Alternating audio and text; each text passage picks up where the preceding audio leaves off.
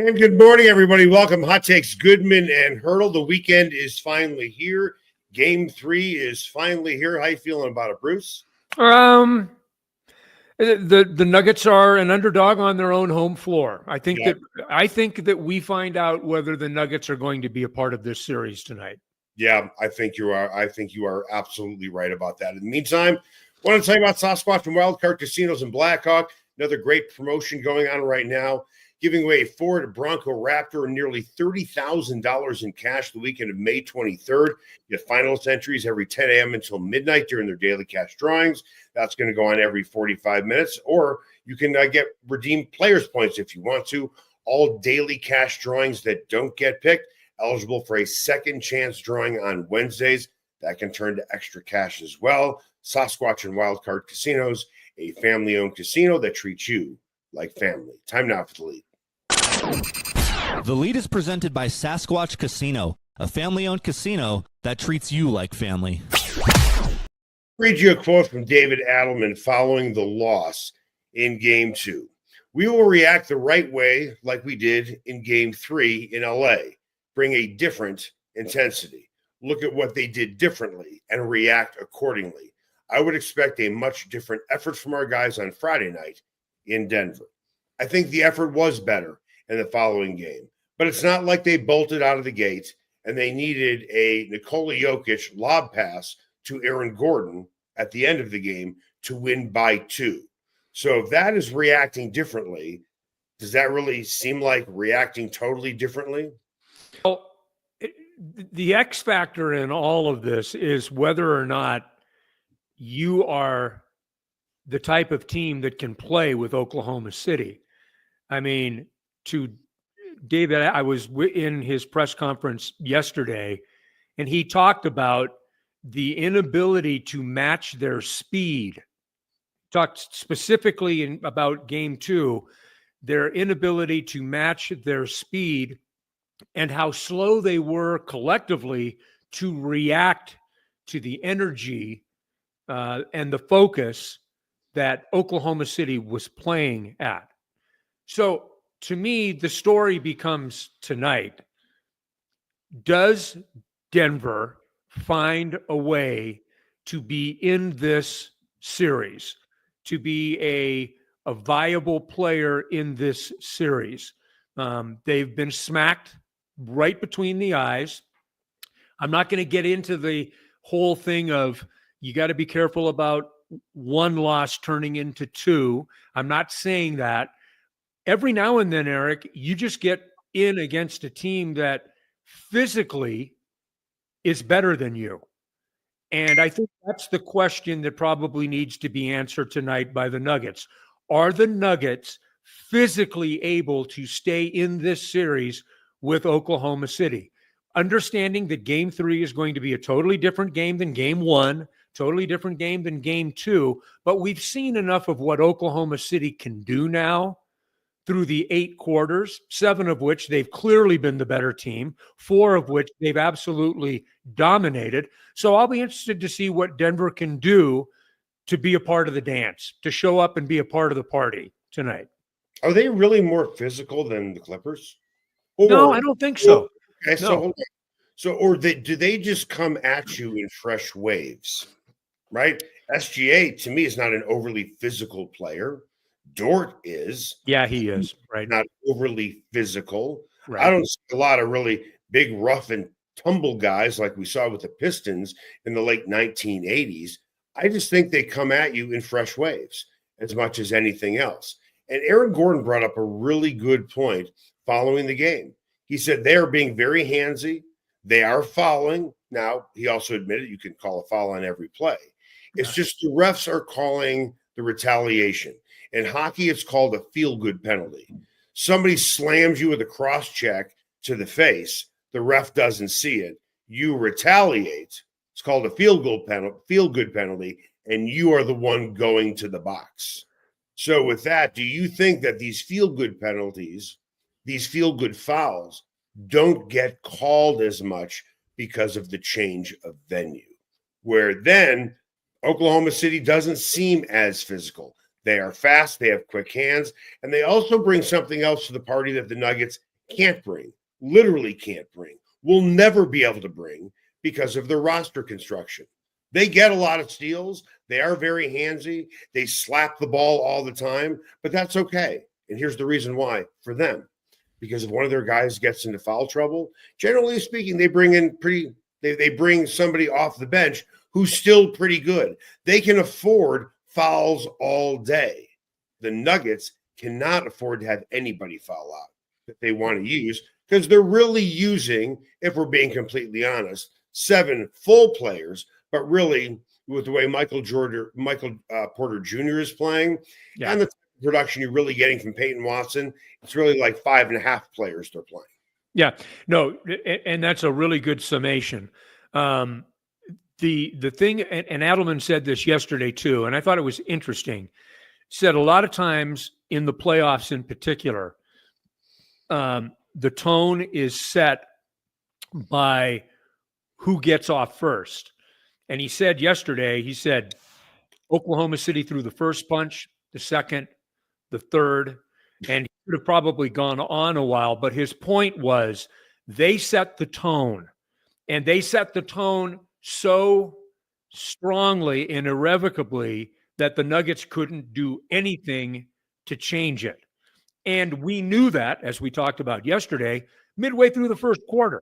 There was absolutely no doubt where this game was going.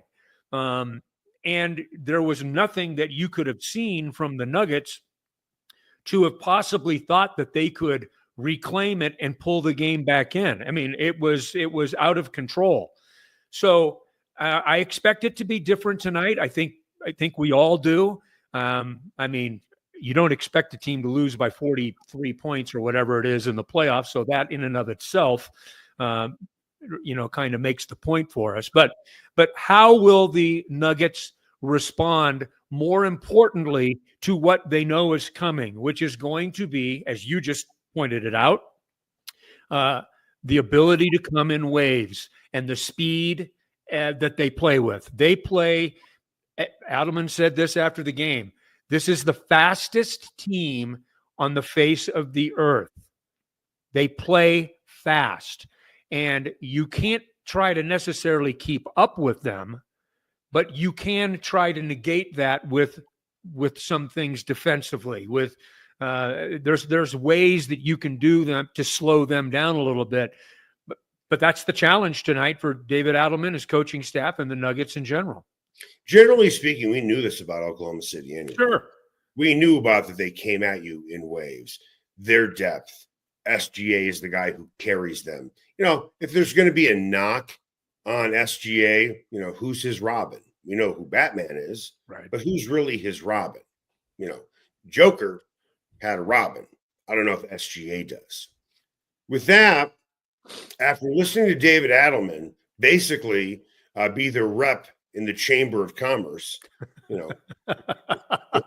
just totally pumping their tires. Yeah. Do you really believe the Nuggets can win this series? It's a stretch for me. And it was after game 1 too. But I mean, here they are, Eric.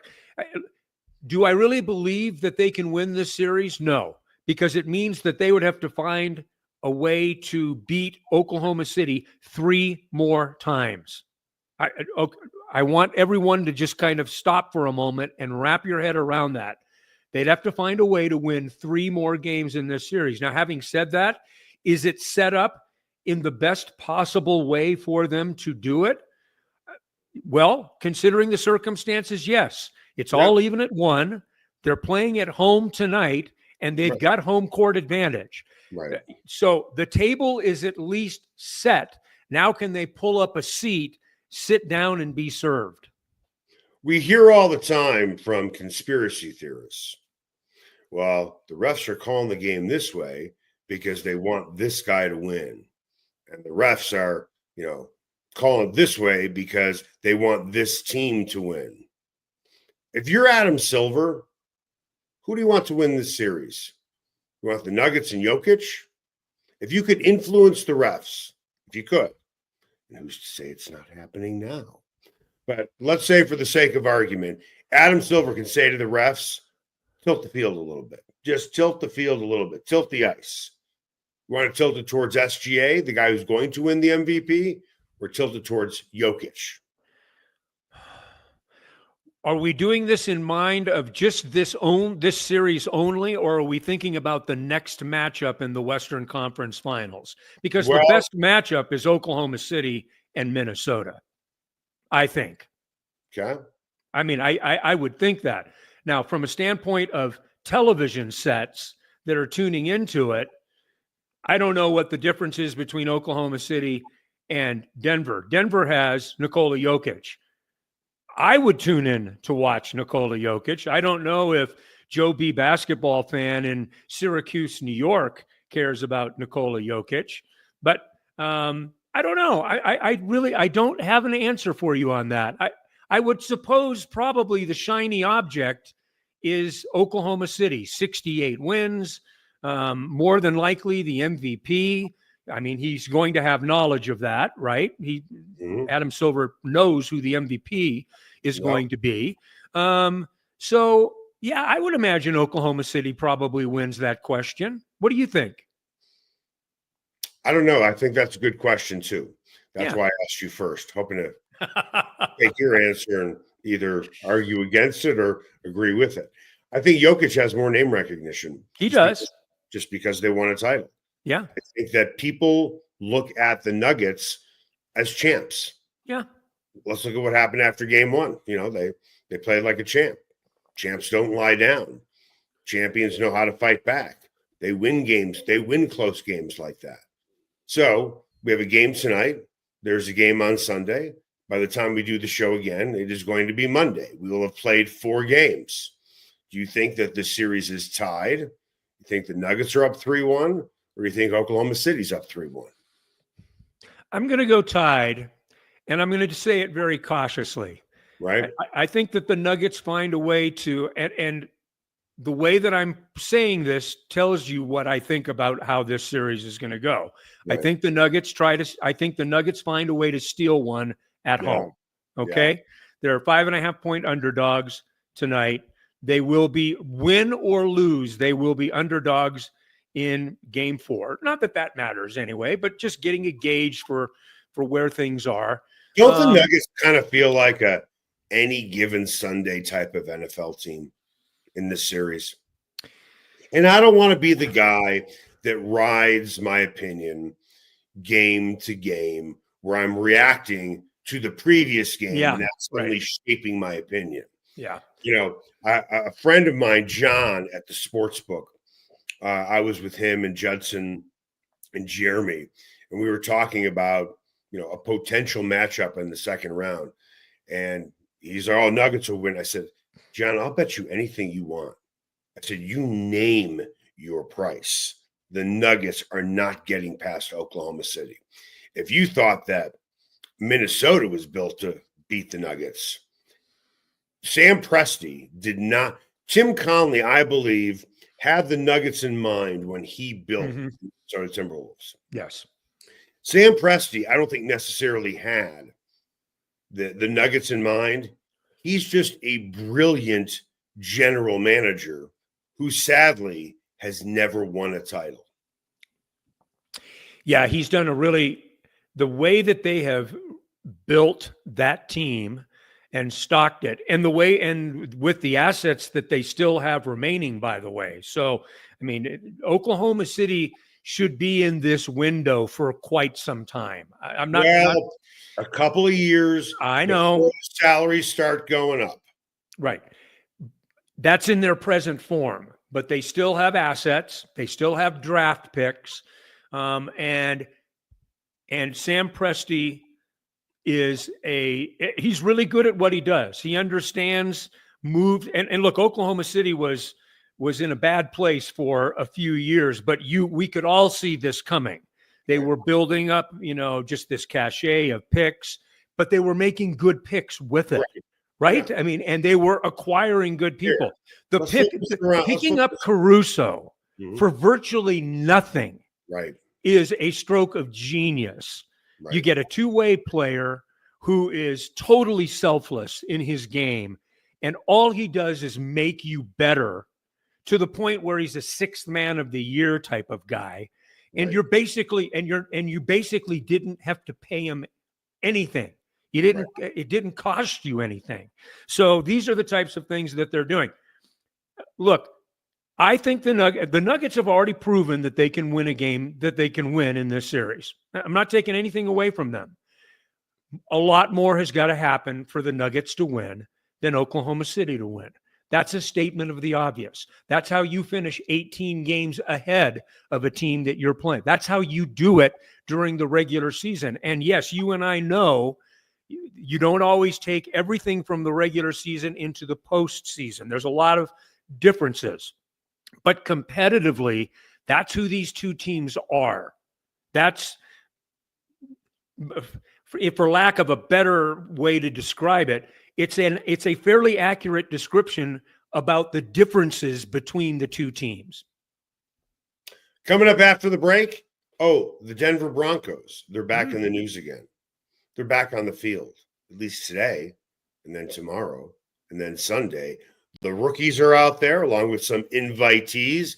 If you could only watch just two guys on the field today in this rookie class, who would they be? That's next. Spice up your next night out at Nola Jane and Lodo. Authentic Cajun cuisine like andouille sausage gumbo with dirty rice, crawfish etouffee, as well as 6 different po' boys like soft-shell crab and shrimp. Come in before or after a game at Ball Arena. Host a party or party on their rooftop deck overlooking Market Street during happy hour from 11 a.m. to 5. Plus, Nola Jane caters, delivers, and the kitchen is open late night. Make Nola Jane your new favorite spot to eat, drink, and party like it's Mardi Gras. Ever wondered where city and county fleet vehicles go when they retire? Now's your chance to find out and score big. Imagine driving away with a great deal on a reliable vehicle. For over 45 years, Roller Auction has been the trusted source for government fleet vehicles and equipment. Trucks, SUVs, sedans, and more, all selling to the highest bidder. Don't miss out. Visit roller.bid/hot takes to get auction updates today. Your next vehicle could be just a click away.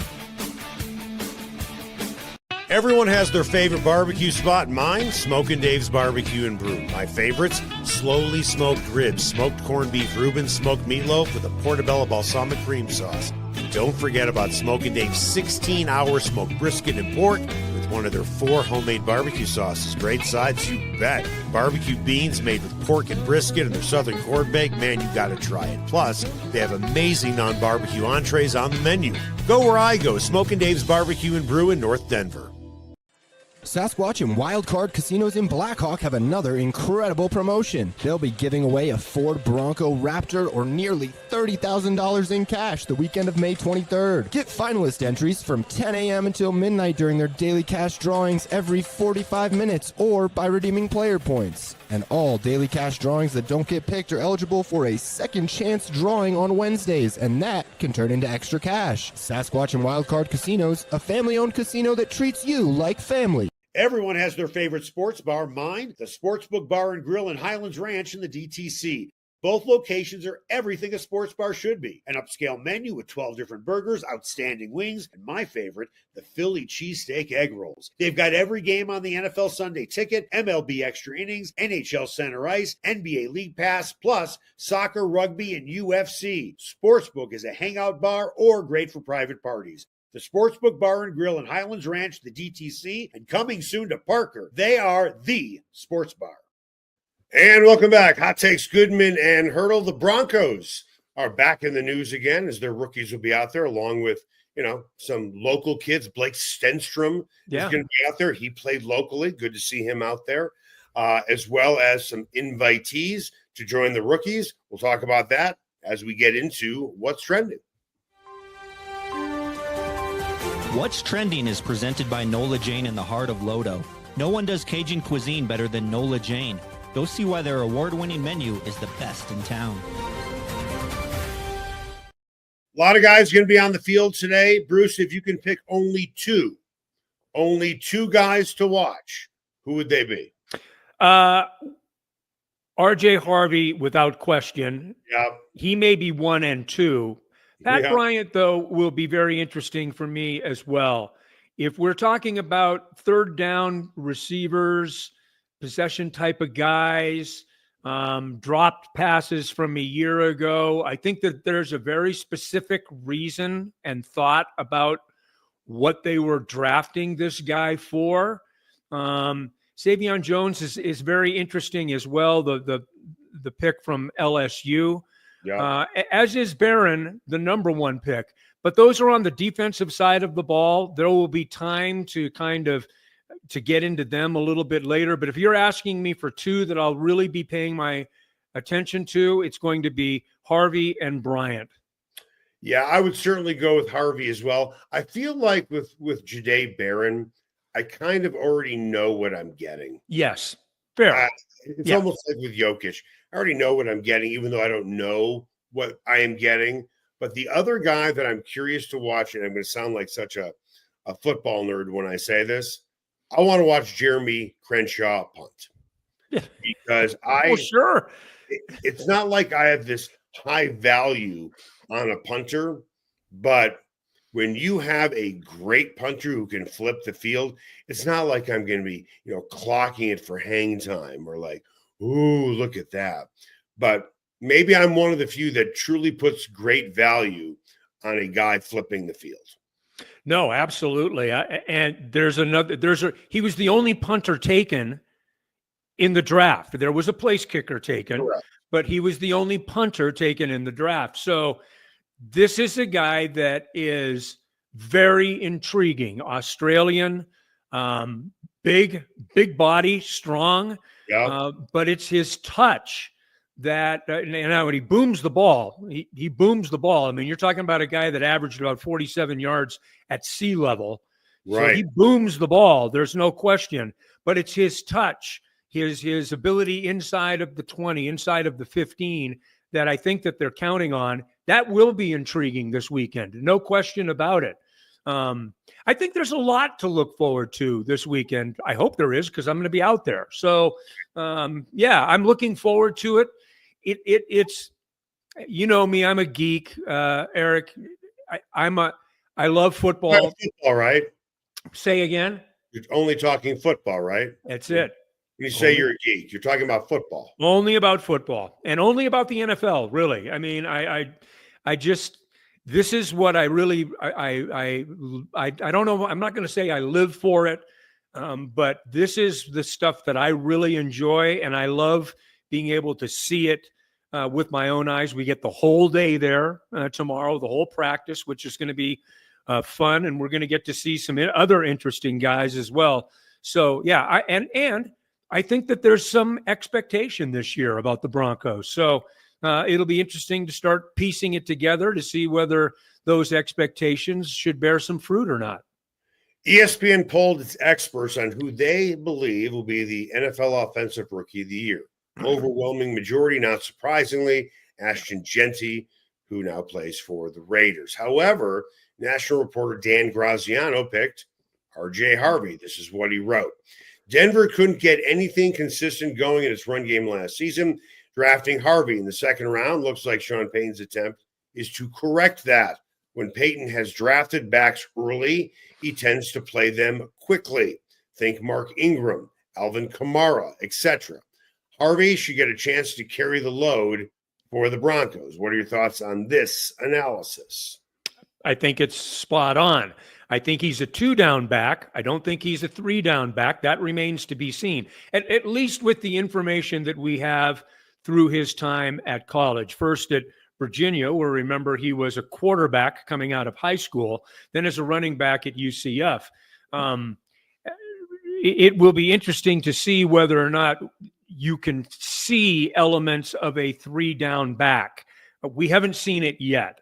And how he catches the ball out of the backfield, and most importantly, probably in terms of developing into a 3-down back, his ability or lack thereof in pass protection, and not pass protection at the college level, pass protection at the NFL level, which, as you know, is a totally different beast. So I think it's another pass to Sean Payton, who is given credit, and rightfully so, for picks that he has made. He's coming off of a first-round pick of a quarterback that I think all of us would agree is now on the verge of developing into that franchise quarterback that the Broncos have suffered without for so long. Can he have the same effect now on a running back taken in the second round?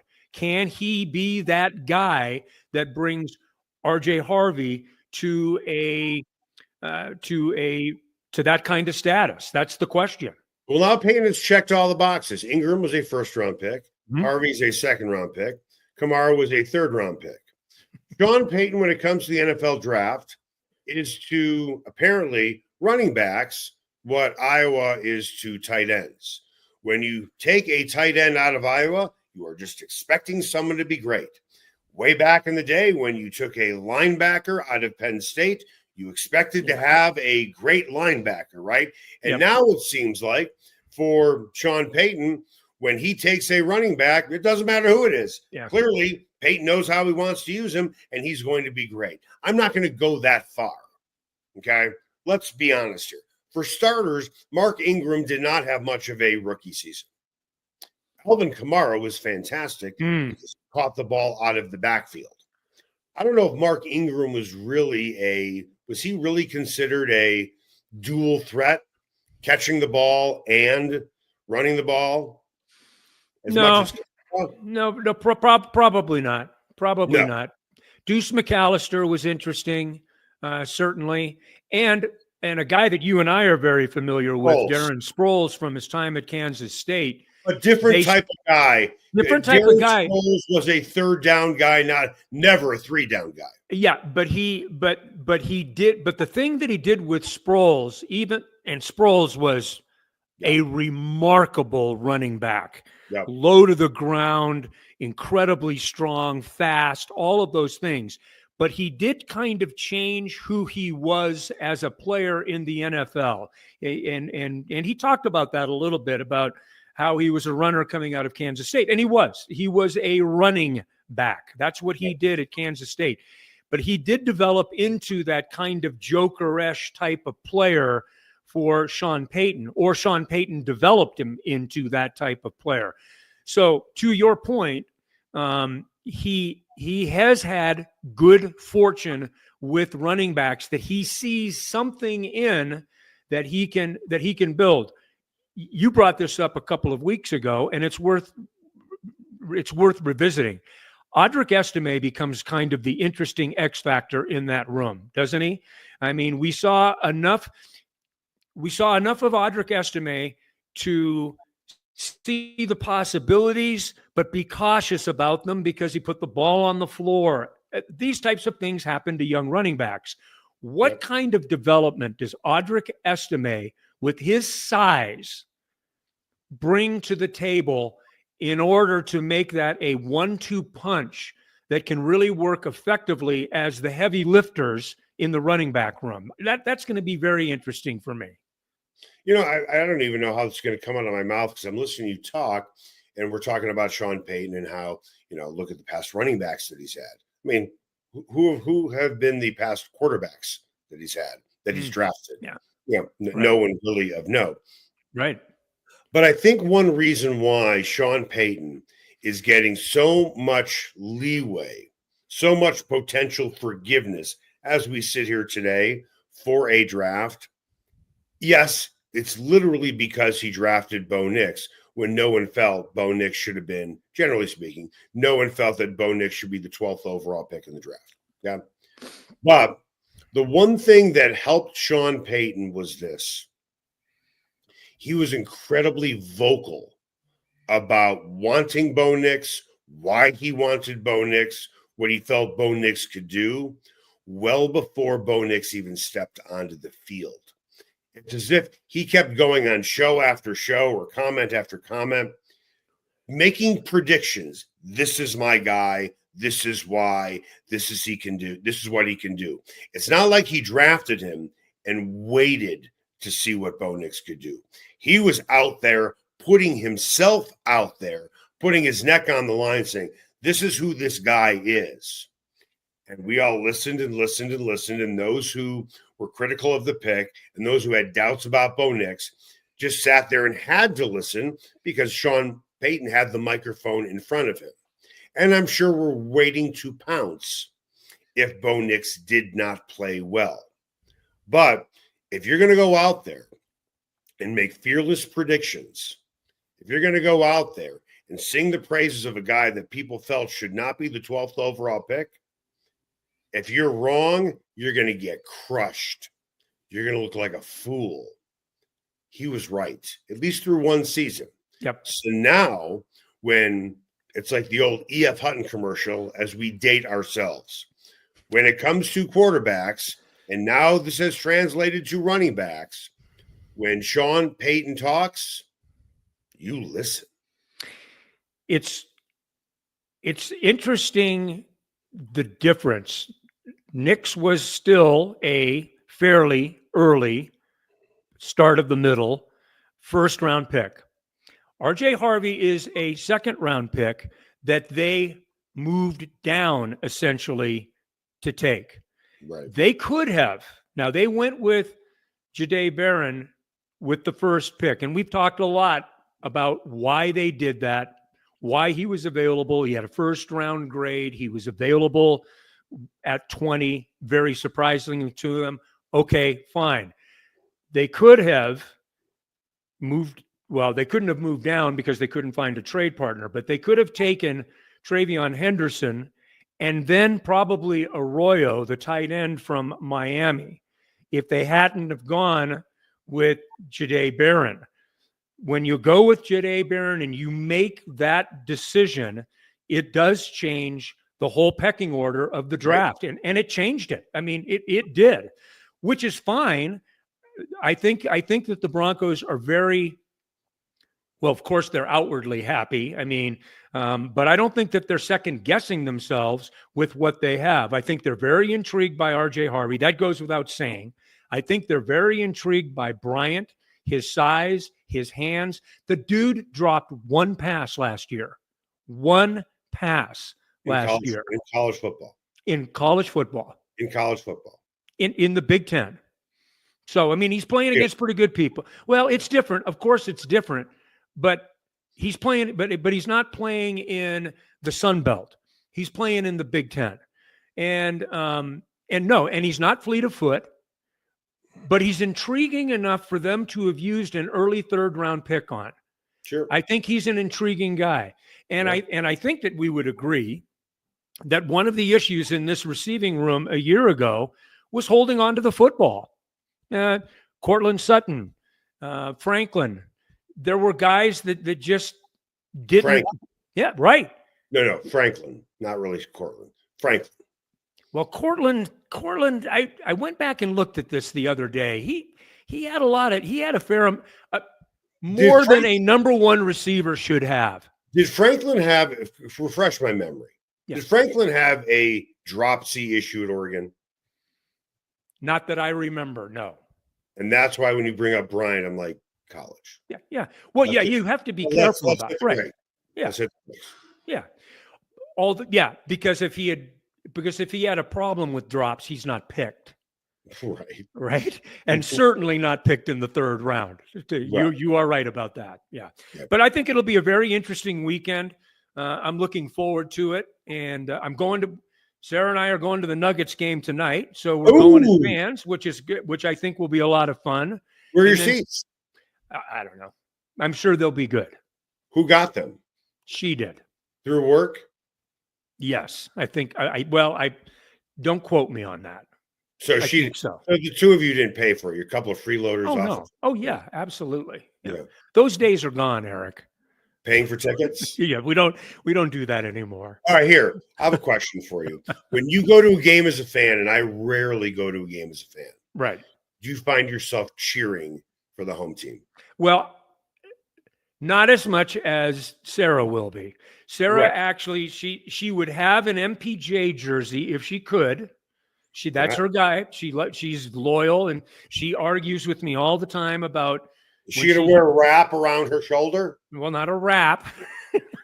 I hope her shoulder's in better shape than MPJ's is. Yeah. But she couldn't find a fifth. She wanted a 5280 jersey, their Yeah. Cityscape jersey or whatever it is. Yeah. And she got one, but she got it with Aaron Gordon because they Right. didn't have it for Michael Porter Jr. Right. She will be cheering. She will be getting after it. I will be much more subdued, but Yeah. I'll be pulling for. But I'll be pulling for the Nuggets. Yes, without question. Yeah. Those, you know how it is. Those habits die hard. When you've done it for as long as we have, Right. you go to a game and it's fun to be there, but you don't really. Don't react. I would cheer for the Red Sox. That's the one team that I really have kind of a cheering pass for. Yeah. Well, in basketball, it's hard to really cheer. I mean, you got to be a little cuckoo for Cocoa Puffs. Right. You're cheering after every basket. Yeah. I don't Now- have that kind of energy anymore. Right. I mean, I In can't do hockey, you know, how many goals are scored? You only have to muster it up 3-4 that. Right. times. Yeah. In baseball, you don't have to muster it up that much. Or if you're a Rockies fan, you don't have to really muster it up at all. So it just depends. All right. Nuggets win tonight, yes or no? No. Yeah. No, Oh, really? I don't think so. But I'm on record saying You're on that I record. think they get 1 out of 2. I You think are so arrogant. On record with who? I love well, when with people you. say, You "Well, asked me earlier. I'm on record. Well, You're you asked me earlier what are they going to be? 1 and 2 or 1 and 3, 3 and 1 or 2 and 2? And I said 2 and 2. So they're got to, if I'm going to be right, they got to win one of these next 2 games. So you're picking them to win on Sunday. I guess so. The game you're not going to. I may be there. I may be there early, but I won't be there No, for but the you're whole going game. with Sarah tonight. Yeah, I'm so going they're there, not and gonna but I may win. be working on Sunday. It's a 1:30 game. Gotcha. So, all right. Yeah, nobody you're- cares about my workflow. You're picking them to lose the game in which you freeloaded and got free seats from her company. Well done. All right, that's going to do it for us. Make it the best possible weekend you can.